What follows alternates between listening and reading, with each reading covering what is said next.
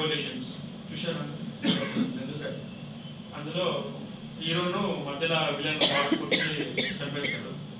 చనిపోయాడంటే వాళ్ళు hero villain వాళ్ళ gang వెళ్ళిపోతుంటారు. తిరిగి వెళ్ళిపోతుంటే వాడు హీరో లేచి నిలబడతాడు. మళ్ళీ వాళ్ళు విలన్ గ్యాంగ్ ఫైర్ చేస్తారు బుల్లెట్స్ అని ఇట్లా దూసుకొస్తుంటాయి. అప్పుడు విలన్ వచ్చి చెయ్యి ఇట్లా ఆపేస్తాడు. ఆపేసి బుల్లెట్స్ అన్నీ ఆగిపోతాయి. ఒక బుల్లెట్ తీసి ఎచ్చి అని ఇట్లా పాడేస్తారు. మొత్తం బుల్లెట్ కింద పడిపోతుంది.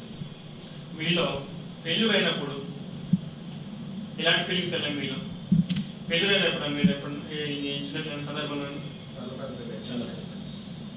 మామూలుగా ఏం చేస్తారు? ఫెయిల్యూర్ అయితే డిసప్పాయింట్గా డిప్రెషన్ వెళ్ళి కూర్చుంటారు, ఎవరితో మాట్లాడము. ప్లస్ మన చుట్టుపక్కల ఉన్న వాళ్ళు నేను చెప్పగా ముందే ఇంకా చేయొద్దని అట్లా అయింది అని ఇట్లా సూటిపోటు మాట్లాడు. ఇప్పుడు నేను చెప్పబోయే వ్యక్తి గురించి అతను అలాంటి వ్యక్తి ఓటమిని జీర్ణించుకొని ఓటమి అతనికి విజేత మాట్లాడు. ప్రతి సమస్య అతనికి మోస్ట్ పవర్ఫుల్ చేసింది. అతని పేరు అబ్రహాం లింకన్. బాగా అతను జీవితం అంతా కష్టాలే, పూట గడవ పరిస్థితి. తల్లి కూడా చిన్నప్పుడు చనిపోయింది. అలాంటి పరిస్థితుల్లో అతను బాగా కష్టపడి పైకి వచ్చాడు. ఎలాంటి ఫెయిల్యూర్స్ అంటే ఫెయిల్యూర్స్లో ఆయన 2 సార్లు వ్యాపారాన్ని నష్టం వచ్చి వ్యాపారం దివాళా చేసింది. 8 సార్లు ఎలక్షన్ పోటీ చేశాడు. 8 సార్లు ఓడిపోయాడు. ఆయన కూడా పట్టు వదలకుండా అతను విజయం సాధించాడు. అయితే అతనికి చిన్నప్పుడు తల్లి ఒక మాట చెప్పింది, బాబు నువ్వు నీతిగా ఉండు, కష్టపడు, 10 మందిని బతికించని చెప్పింది. అదే దాని మీద అతను స్టాండ్ అయ్యాడు.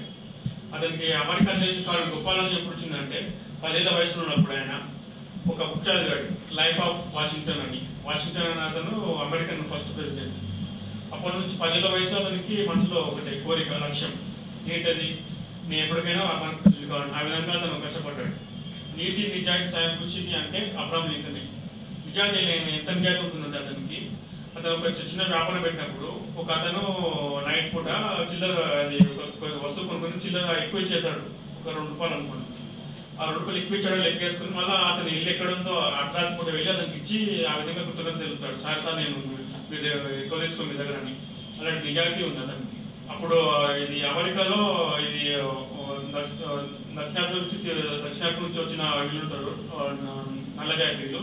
వాళ్ళు అక్కడ మొత్తం తెల్ల జాతీయులు అంతా వీళ్ళందరూ ఒక బానిసలం చూస్తుంటారు. అంత ఆ విధంగా ఉంటుంది. ఆ పరిస్థితుల్లో మొత్తం దేశం అంతా అలకలంగా ఉంటుంది. వీళ్ళు ఏంటంటే నల్లవాళ్ళు మాకు తెల్లవాళ్ళు వద్దు, వీళ్ళతో మేము కలిసి ఉండలేము, మేము విడిపోతామనే పరిస్థితి పడుతుంది. ఒక 4 ఏళ్ల పాటు మొత్తం అమెరికా అంతా అలాగైతుంది. ఆ సందర్భంలో అబ్రహాం లింకన్ ప్రెసిడెంట్ అయ్యి వాళ్ళను దేశంలో ఈ స్లేవరీని బ్యాన్ చేస్తున్నామని ఒక రాజ్యాంగంలో తీర్మానం చేస్తారు. దీంతో అందరూ హ్యాపీ ఫీల్ అవుతారు.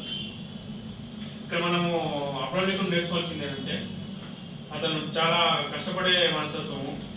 అమెరికా అధ్యక్షుడు అయినప్పుడు కూడా ఆయన ఒక లైఫ్ స్టైల్ను మొదటి నుంచి అదే ఫాలో అయ్యాడు. ఉదయం 3 గంటలకు లేవడము, 4 to 5 ప్రార్థన చేయడము, 5 నుంచి విజిటర్స్ కలవడం, ఆ విధంగా అదే అలవాటు పెట్టుకుంటాడు. మనకు అబ్రహాం లింకన్ జీవితం ఒక ఆదర్శప్రాయము. అతని జీవితం మనకు వరం. ఇన్ని చేసిన అబ్రహాం లింకన్లో ఒక విషాదశ ఘట్టం ఒకటి ఉంది. అతనికి 4 పిల్లల్లో 3 పిల్లలు చనిపోయారు.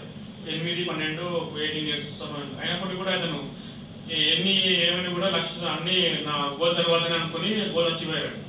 చివరిగా ఏం చెప్తుంటే అబ్రహాం లింకన్ గురించి, Abraham Lincoln belongs to ages అని చెప్తారు. Thank you very much.